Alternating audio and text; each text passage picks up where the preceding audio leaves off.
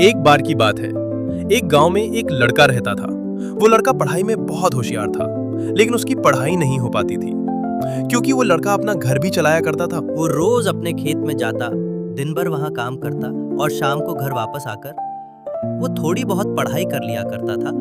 अब जब वो लड़का 12वीं क्लास में गया तो सभी गांव वालों को ये लग रहा था कि हमारे गांव से यही लड़का 12वीं में फर्स्ट आएगा, क्योंकि गांव वाले को भी पता था कि वो लड़का पढ़ाई में बहुत होशियार है। तो जब 12वीं का एग्जाम आया, लड़के ने एग्जाम दिया और जब 12वीं का रिजल्ट आया तो वो लड़का किसी कारणवश से एक सब्जेक्ट में फेल हो गया। जब गांव वाले को ये बात पता चली तो सारे गांव वाले उस लड़के को ताने देने लगे और उसका मजाक उड़ाने लगे। वो जब भी अपने घर से खेत की तरफ जाता तो उस रास्ते पे उसे जितने लोग मिलते वो सब उसे ताने देते रहते।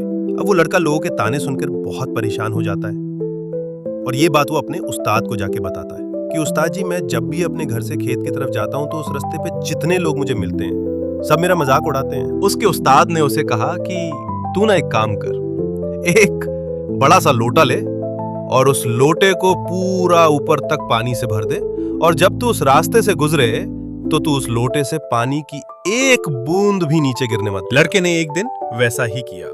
वो जब उस रास्ते से पानी का लोटा लेकर निकला तो उसका फोकस उस लोटे पर इतना था कि उसे लोगों की आवाज ही सुनाई नहीं दी। इतना ध्यान से उस लोटे को लेकर चल रहा था कि उस लोटे से पानी का एक भी कतरा नीचे ना गिरा। इसकी वजह से उसे लोगों के ताने की आवाज सुनाई ही नहीं दी। सीख।